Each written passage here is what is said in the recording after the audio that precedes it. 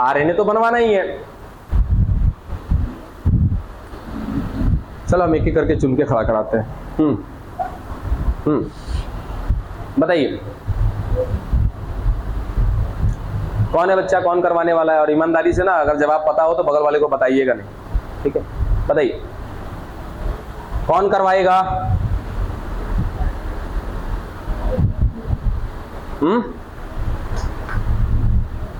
बोलिए।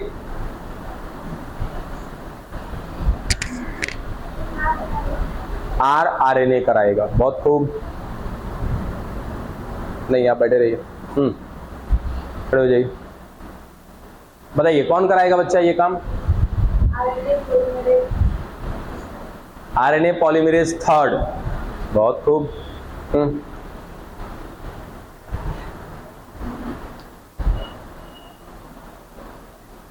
बताइए कौन कराएगा बाबू ये कहानी? RNA polymerase second. श्योर है? बाकी लोग श्योर नहीं थे? आप तीनों कैसे गड़बड़ा रहे हो जी? बैठिए सभी लोग। इतना बखूबी ऐसे लिख के दिया था मैंने, एकदम सिंपल सा याद करना था कि ये डीएनए है, यहां से 3 आरएनए बनता है, आरआरएनए, एमआरएनए और tRNA. Simple, first, second, third, ऐसे तो याद करना था बस। आरएनए पॉलीमरेज फर्स्ट क्या बनवाएगा? आरआरएनए। सेकंड क्या बनवाएगा? एमआरएनए। थर्ड क्या बनवाएगा? क्या ही दिक्कत है इसमें? आरआरएनए को हमने बहुत बढ़िया से समझा हुआ है, यहां तक कि सेडिमेंटेशन यूनिट, अवसादन इकाई के हिसाब से भी समझ लिया है कि आरआरएनए जो है वो राइबोसोम का निर्माण करेगा, इसीलिए उसको क्या बोलते हैं? Ribosomal RNA. यानी कि आरआरएनए यदि कहीं पर मिलेगा तो कहां पर मिलेगा? राइबोसोम के अंदर, है ना? या फिर एक ऐसी प्रोटीन संरचना के अंदर मिलेगा जिस संरचना को क्या कहेंगे हम? राइबोसोम कहने वाले हैं। डन। अब उसके अंदर किसमें क्या क्या मिल सकता है? तो राइबोसोम में सर 2 इकाइयां होती है, छोटी और बड़ी। अगर मैं यूकैरियोटिक सेल की बात करूंगा तो छोटी इकाई में 1 आरआरएनए, बड़ी इकाई में 3 आरआरएनए। प्रोकैरियोटिक में 2 होंगे, यूकैरियोटिक में 3 होंगे। एक एक का आपको अवसादन इकाई तक बताया था, वो सब ध्यान में रख लीजिए। टीआरएनए को भी हमने देख लिया है। टीआरएनए क्या होता है भाई? तो टी के आकार का होता है, इसको कहते हैं क्लोवर लीफ मॉडल। देखो ये बताना भूल गया था, टीआरएनए को कहते हैं हम लोग क्लोवर लीफ मॉडल। अब ऐसा इसलिए कहा जाता है, क्लोवर लीफ का मतलब होता है ना, एक ऐसी पत्ती जिसके कुछ ऐसे हिस्से हो, यानी कि ऐसे मुख पर कितने होंगे? 3 पत्तियां होंगी, उसको कहते हैं क्लोवर लीफ, ठीक है? तो ये जो टीआरएनए होता है एक तरह का मॉडल है, किसके जैसा? क्लोवर लीफ के जैसा। टीआरएनए कुछ ऐसा ही बनाया था ना, 1 2 3, एकदम एज इट इज लगता है कि ये क्लोवर लीफ का मॉडल है, ठीक है? उसके बाद क्या बात किया था कि इसके किनारे फूल जाते हैं भाई, किनारे इसके फूले हुए हैं, जिसको हम क्या नाम दिए थे?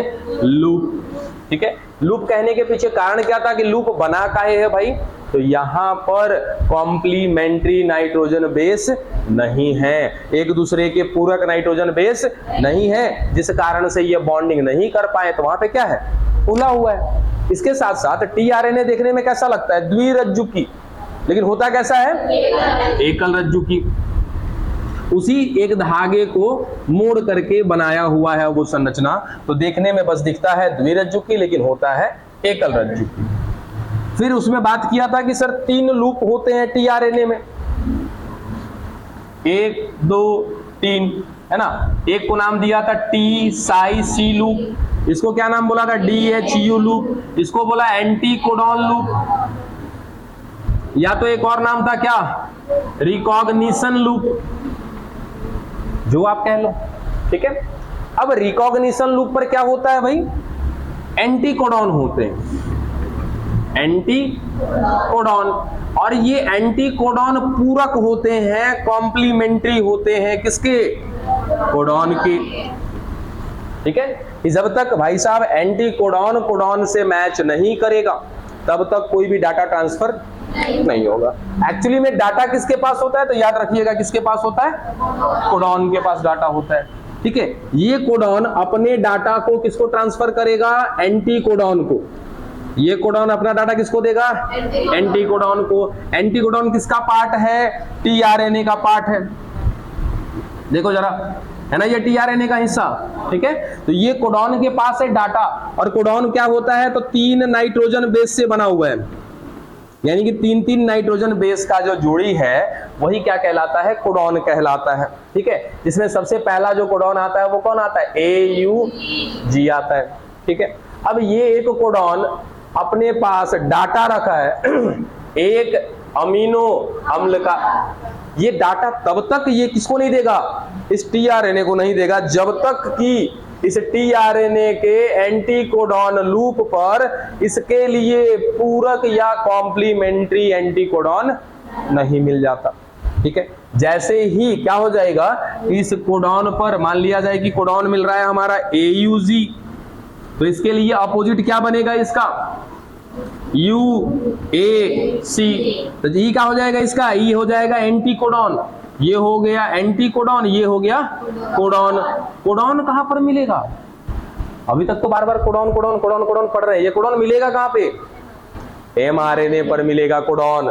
तो ये कोडॉन कहां पर? mRNA पर। एंटीकोडॉन कहां पर? टीआरएनए पर। जैसे ही दोनों एक दूसरे के संपर्क में आएगा, अगर कॉम्प्लीमेंट्री हुआ तो तुरंत वो अमीनो अम्ल का डाटा ट्रांसफर कर दिया जाएगा किसको? टीआरएनए को। और उस टीआरएनए पर एक लोग बैठा हुआ है उस अमीनो अम्ल की पहचान करने के लिए। कहां पर बैठा है वो? DHU लूप पर। शांत रहेंगे सभी लोग। खड़े हो जाइए। हाँ, अच्छा एक मिनट, कुछ कर रहे हैं आप लोग? नहीं ना? बंद करिए। हाँ, कहाँ थे? हाँ, इस DHU लूप पर जो डाटा ट्रांसफर होगा किसका? अमीनो अम्ल का, उसकी सूचना को इकट्ठा करने के लिए, पता करने के लिए कि कौन सा अमीनो अम्ल है यहाँ पर, उस सब कुछ की जांच करने के लिए इस DHU लूप पर कोई है। और जो है वो कौन है? बोलो, जो है यहाँ पर वो कौन है? पढ़े जाइए बच्चा, बताइए।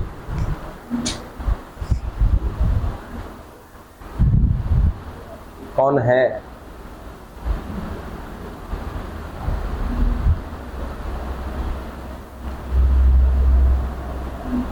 अरे खड़ा तो हो जाओ। ना सर, ये कौन बात हुआ? खड़ा हो जाओ। कल नहीं आए थे? अच्छा, इसीलिए बड़ी मजा आता है सर नहीं आए थे कह देने से, सर बच जाते हैं ना। बताओ। सैनिटाइजर है, बोल दो सीधा सीधा। कुछ ही करना है, ठीक है। तो जहां भी आपको प्रॉब्लम आए, जैसे मान लीजिए इसको नहीं पढ़ने आ रहा है, तो नहीं पढ़ने आ रहा तो उसी समय क्या कर देना है? लिख देना है यहाँ पे, रिकॉग्निशन हो गया। अब इसको लिखने में ना शर्मिंदगी महसूस नहीं होनी चाहिए, क्योंकि यही लिखना हमें सुधारेगा। आज यहाँ हो, आज 40 लोग हैं, 40 लोग हंस रहे हैं, कल 400 लोग के बीच में हंसे जाएंगे तो अच्छा नहीं लगेगा ना। बैठिए। आपको ध्यान में नहीं है? काहे ध्यान में नहीं है? कब अच्छे से पढ़ेंगे?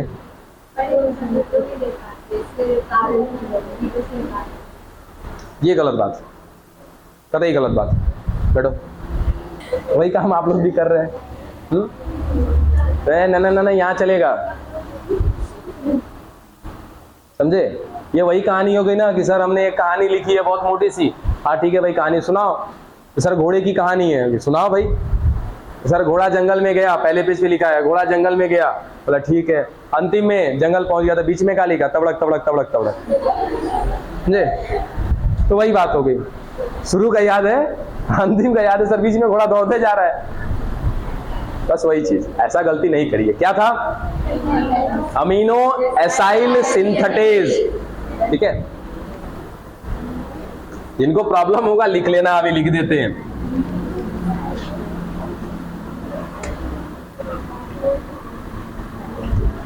अमीनो एसाइल सिंथेटेज, हिंदी लिख लो भाई ऐसे।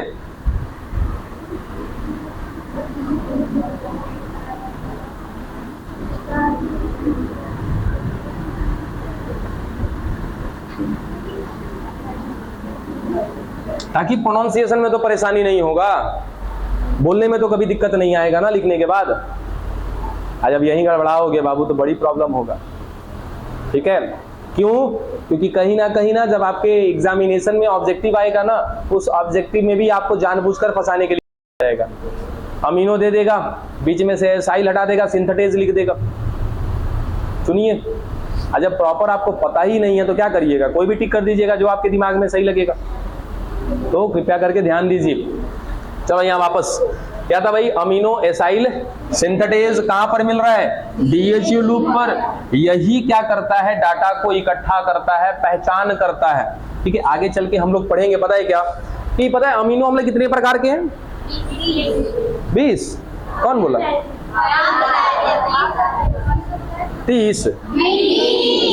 चलो अब पता है 20 क्या है? देखो अमीनो अम्ल की अगर मैं प्रकार की बात करूं तो 200 से ज्यादा प्रकार के अमीनो अम्ल हैं।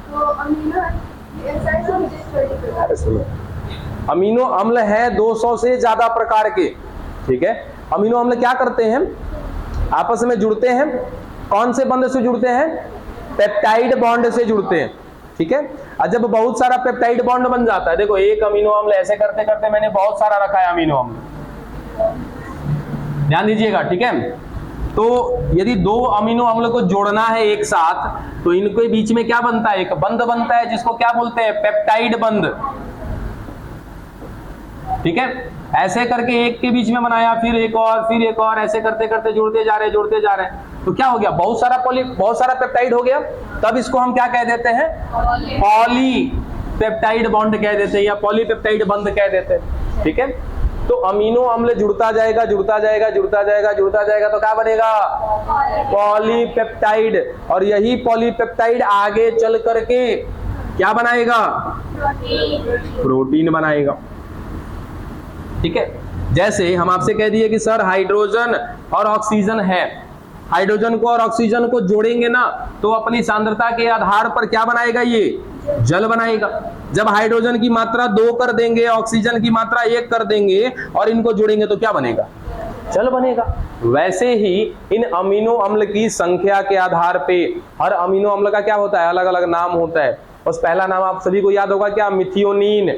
ठीक है, सीरोटोनिन, बहुत सारे आते हैं। तो आगे पीछे होने के क्रम में, अलग अलग प्रकार के होने के क्रम में क्या बनते हैं? अलग अलग प्रकार के प्रोटीन बनेंगे। अब यहाँ पे मान लीजिए कि कोई भी प्रोटीन बनाना है, वो प्रोटीन बना है 20 अमीनो अम्ल से, तो उसके पॉलीपेप्टाइड श्रृंखला में कितने अमीनो अम्ल होंगे? 20 होंगे। हो सकता है कि मिथियोनिन हो, सीरोटोनिन हो, और भी बहुत सारे हो सकते हैं। तो वो मिलने के आधार पे, जुड़ने के आधार पे अलग अलग टाइप के प्रोटीन बनते हैं। ठीक है, लेकिन अभी हमने क्या बोला कि कितने प्रकार के अमीनो अम्ल हैं? तो 200 से ज्यादा प्रकार के हैं, 200 से अधिक प्रकार के अमीनो अम्ल हैं। ठीक है, आगे सुनना, इन 200 अमीनो अम्ल में क्षमता ही नहीं है कि सारे के सारे प्रोटीन का निर्माण करेंगे। हैं तो 200 से भी ज्यादा प्रकार के, लेकिन इसमें से बतियाओ नहीं बाबू, लेकिन इसमें से मात्र 20 प्रकार के अमीनो अम्ल ऐसे हैं जो आगे चल करके किसका निर्माण करेंगे? प्रोटीन का। है कितने? 200 से ज्यादा, लेकिन बनाएंगे कितने प्रोटीन? 20 प्रकार के ही बनाएंगे। तो अब इसको पहचानना है 20 प्रकार का अमीनो अम्ल, तो 20 प्रकार के अमीनो अम्ल को पहचानने के लिए कितना चाहिए?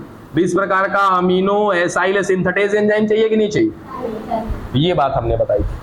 ठीक है, हालांकि एक्चुअली में अमीनो अम्ल की संख्या जो है 200 से ज्यादा प्रकार की है, और 200 है जरूर, लेकिन उनमें से मात्र 20 को अमीनो अम्ल ऐसा है जो क्या मिलकर आगे चल के बनाता है? प्रोटीन बनाता है। हाँ 20। हाँ, और ये अमीनो एसाइल सिंथेटेज कहाँ पर मिलेगा? टीआरएनए पर मिलेगा। टीआरएनए पर कहाँ पर होगा? DHU लूप पर होगा। लिखा था, उतारा कि नहीं उतारा अभी? बोलिए। हाँ, कैसे आ गया? एक बार आपने प्रैक्टिस किया आ गया, तो वैसे ही हर चीज की प्रैक्टिस करनी चाहिए। ठीक है, चलो बस बातें बंद करते, अब आगे सुनो, आगे बढ़े, बोलो। अरे बाप,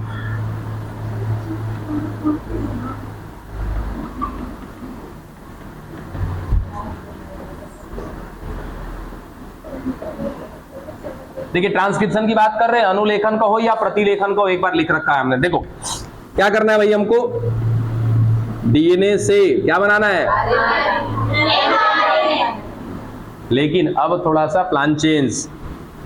क्या है वो प्लान कि डीएनए से सर एमआरएनए डायरेक्टली नहीं बनेगा, तो क्या बनेगा, उसको कहते हैं एचएनआरएनए। अब ई कौन सा आरएनए आ गया बीच में, कोई बात नहीं है, इसको कहते हैं हेट्रोजीनस आरएनए।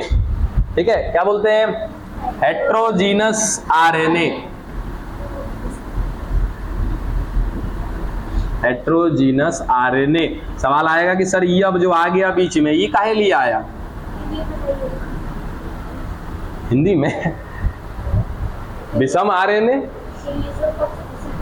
हाँ लो ना लो, विषम आरएनए।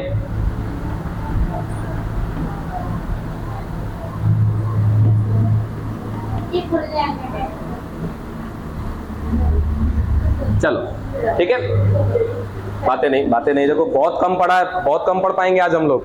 तो कहोगे सर टाइम हो गया, हम तो एकदम टेंशन फ्री हैं। टेंशन फ्री इसलिए है कि भैया पहुंचाना आप ही लोग को है। अब आगे चलेंगे बाबू, हमेशा उसकी गारंटी रहती है। ठीक है, कहीं जाके खुद मिला लीजिएगा। चलो देखो बात क्या कर रहे थे कि डीएनए है, इसे डीएनए को क्या कराने वाले हैं, ट्रांसक्रिप्शन कराने वाले हैं। कौन कराएगा, तो सर हमें आगे चल के एमआरएनए बनाना है ना, तो कौन कराएगा, हमारा आरएनए पॉलीमरेज ही कराएगा। ठीक है, अब हमको ये भी पता है कि आरएनए पॉलीमरेज कौन सा, सेकंड वाला आगे चल के काम करेगा। ठीक है, और ये क्या बनवाएगा, एमआरएनए। सर कोशिश तो किया था एमआरएनए बनाने का, बन गया एचएनआरएनए। बात समझ में आया। जैसे अब चाय बना रहे हो, तो चाय बनाते हो तो क्या एक बार में प्योर बन जाता है कि चाय पत्ती वगैरह छानना पड़ता है, छानना पड़ता है ना। तो सर बनाने तो चले थे चाय, लेकिन बनाए क्या, चाय पत्ती के साथ में बनाए। बाद में क्या करेंगे, छान के चाय पत्ती को अलग कर देते हैं, प्योर चाय को अलग कर देते हैं। बात समझ में आया। तो ये एचएनआरएनए कौन है, एमआरएनए बनने से पहले की अवस्था है। बात समझ में आया। एमआरएनए बनने से जस्ट पहले जो आरएनए बनेगा उसी को क्या कहते हैं हम लोग, एचएनआरएनए। चलो डिस्टर्ब हुआ, नहीं प्योर नहीं बन रहा है, इसको हम क्या बोलते हैं, इम्प्योर बोलते हैं। अशुद्ध है अभी ये, अभी इसमें शुद्धता नहीं है, ये इम्प्योर है। पता है आपको, देखो हमने क्या बताया, एमआरएनए पर क्या होगा सर, डाटा होगा, प्योर डाटा होगा। वो डाटा किस रूप में होगा, कोडॉन के रूप में होगा। गलती से भी कोई गलत डाटा नहीं आना चाहिए इस पे।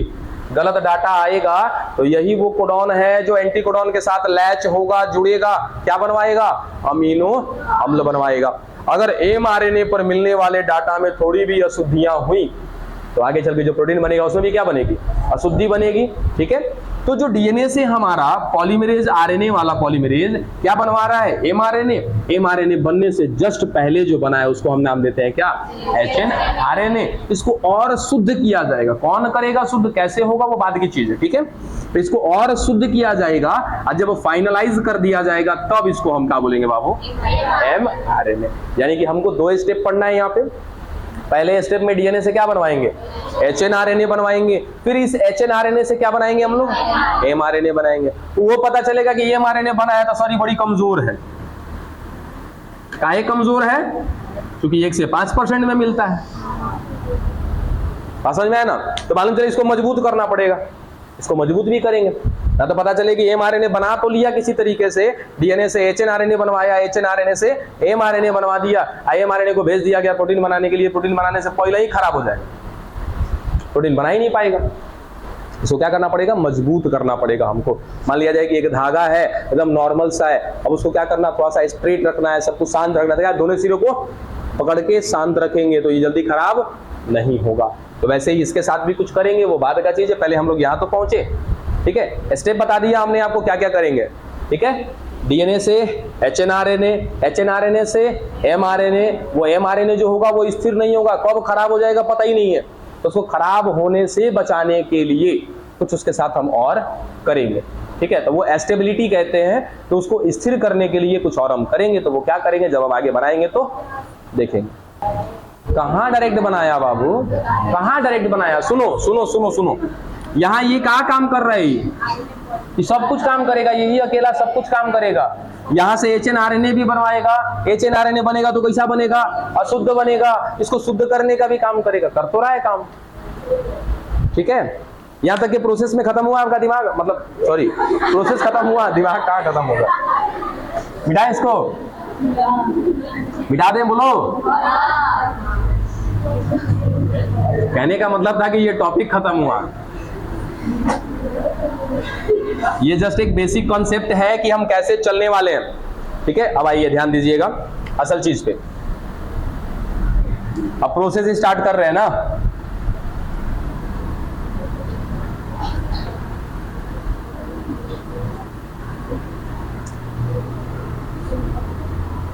सीधा सीधा हम हाइड्रोजन बॉन्ड तोड़ देते हैं। अरे वेट करो, ये बहुत ही ज्यादा क्रिटिकल टॉपिक है बाबू। अगर थोड़ा थोड़ा पार्ट में नहीं बताए ना, हवा नहीं लगेगा फिर आप लोगों को। सब कुछ अगर एक साथ बता दे तो कौन तोड़ेगा, क्या करेगा? आपको लगता है कि बिना बताए हम आगे बढ़ेंगे? क्या कोई होगा आएगा जो तोड़ेगा?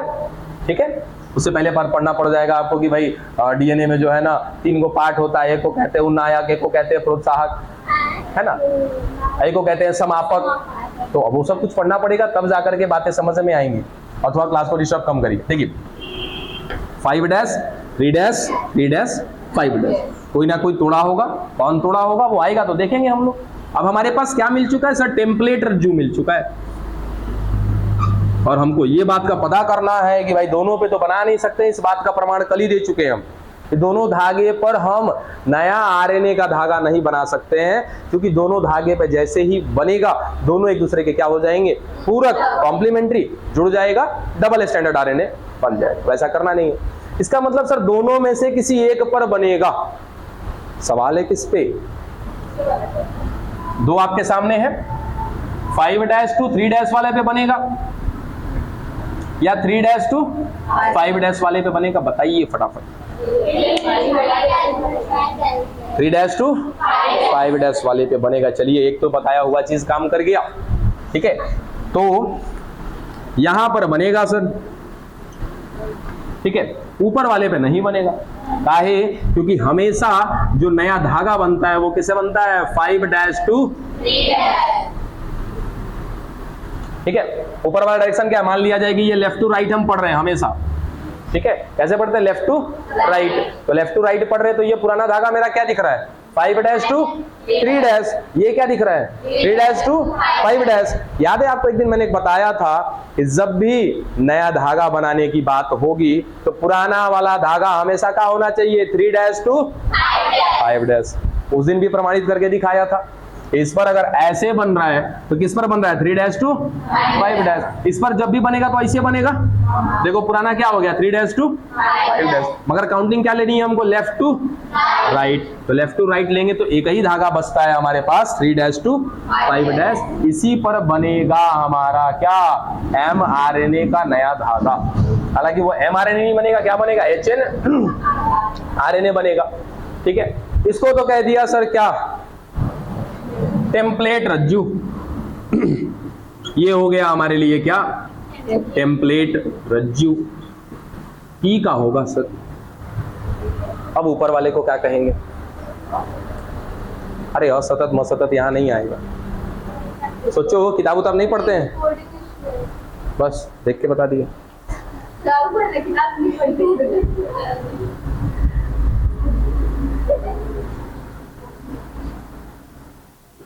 देखिए बच्चा, इसको कहते हैं हम लोग कोडिंग रज्जू या कोडिंग स्ट्रैंड। ठीक है, इसको सेंस रज्जू भी बोला जाता है, सेंस स्ट्रैंड भी बोला जाता है। क्यों सेंस बोलते हैं वो भी आगे चल के पढ़ेंगे। फिलहाल कि कोडिंग रज्जू इसको कह दिया। इसको क्या बोला? टेम्पलेट रज्जू। टेम्पलेट बोलने का मतलब होता है कि नया धागा कहाँ बनता है? टेम्पलेट रज्जू पर ही बनता है। टेम्पलेट रज्जू, टेम्पलेट जो धागा होगा उसका लेफ्ट टू राइट का डायरेक्शन क्या होना चाहिए? 3 डैश टू 5 डैश। और जो नया धागा बनेगा वो क्या बनना चाहिए? 5 डैश टू 3 डैश। तो मेरे लिए तो यही बन गया क्या? टेम्पलेट। दूसरे वाले पे तो मेरा नियम कानून काम ही नहीं कर रहा लेफ्ट टू राइट। देखो तो यहाँ पे जो मेरा टेम्पलेट बन रहा है वो 5 टू 3 बन रहा है, जबकि हमें टेम्पलेट क्या चाहिए? 3 टू 5 चाहिए। तो कभी भी ये मेरे लिए टेम्पलेट रज्जू नहीं होगा। तो सवाल आया कि सर नाम तो बड़ा भयंकर दिए हैं इसको हम लोग, कोडिंग स्ट्रैंड, कुछ तो इसका बहुत बड़ा रोल होगा। तो नाम में कोडिंग आ रहा है, कोड होगा इसके पास, भले ये धागा नहीं बनवा रहा है, कोड तो होगा इसके पास। अब क्या कोड होगा, क्यों इसको बोला हमने कोडिंग स्ट्रैंड, देखिए अभी अभी जस्ट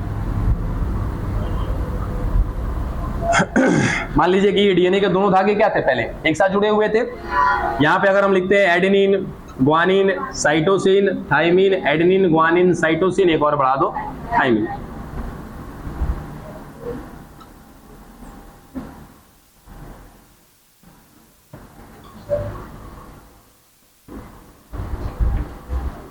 चलो यहां भी कर दो, adenine guanine cytosine thymine, adenine guanine cytosine thymine, हो गया। चल अब दोनों अभी भी एक दूसरे के पूरक है, तो देखो ये भी ध्यान रखना पड़ता है कि सर इन्हें से हम हाइड्रोजन बॉन्ड खोले, काम नहीं हुआ तो फिर से हाइड्रोजन बॉन्ड बनिए जाएगा। सभी बताएंगे कि काहे नहीं बनेगा हाइड्रोजन बॉन्ड। मान लीजिए कि बीच में अभी हाइड्रोजन बॉन्ड था यहाँ पे, ठीक है, हम इधर से तोड़े कि नया धागा इस पे बनाएंगे, और नया धागा ना बना के फिर से जुड़ गया, तब ये सवाल भी है, वो भी देखेंगे बाद में। फिलहाल अभी अब हम क्या कर रहे हैं भाई, यहाँ पे बनाने जा रहे हैं नया धागा, तो नीचे बनाना चाहिए इसको।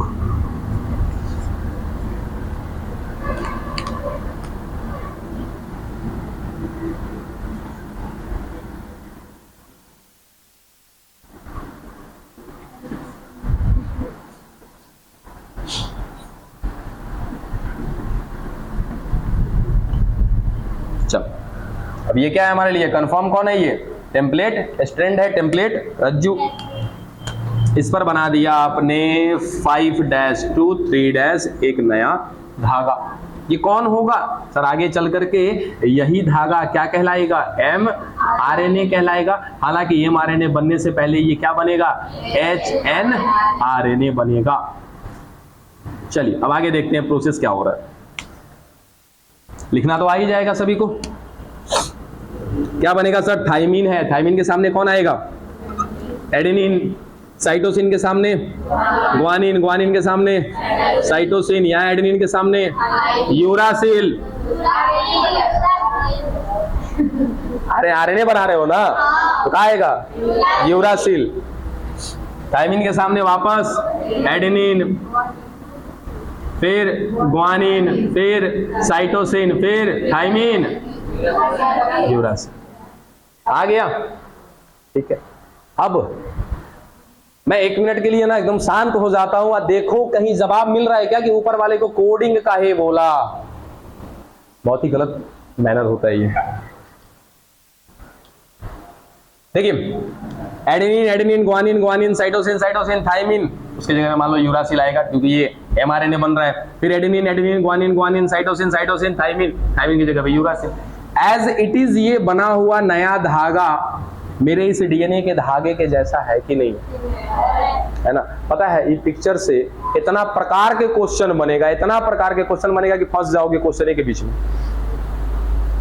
ठीक है। तो ये तो नाम क्लियर कर लो, ये कौन, टेम्पलेट, ऊपर कौन, कोडिंग, ठीक है। अब सवाल देगा, बड़ी फंसाएगा आपको।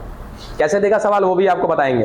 अब बात समझ में आएगी कोडिंग काहे बोला, क्योंकि इस डीएनए का जो भी कोड है वो सारा का सारा कोड किस पे जा रहा है, देखो तो mRNA पे जा रहा है कि नहीं जा रहा है। इसी कारण से डीएनए के उस धागे को जिस धागे पे आरएनए नहीं बनता है उसको कहते हैं क्या, कोडिंग रज्जु, कोडिंग स्ट्रैंड, क्योंकि इसका सारा का सारा डाटा किस पर है, mRNA पर, या नए बने आरएनए पर इसका सारा डाटा दिख रहा है कि ट्रांसफर हो गया है। इसीलिए इस वाले धागे को क्या कहते हैं, कोडिंग स्ट्रैंड बोलते हैं।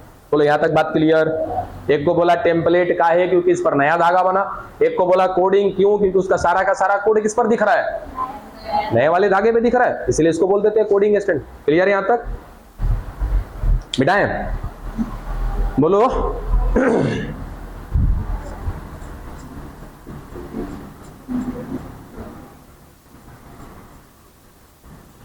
चलो एक सवाल,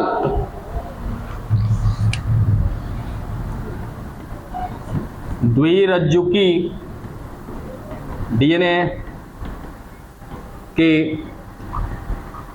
टेम्पलेट रज्जु का अनुक्रम, बड़ा जल्दी खत्म हो गया हो,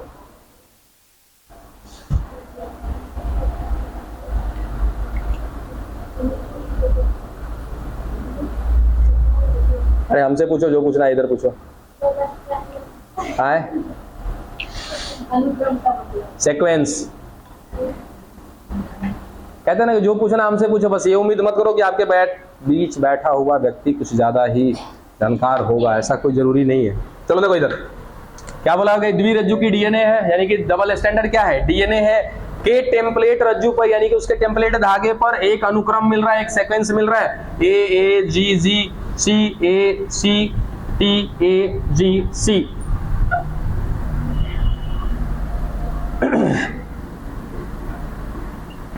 mRNA का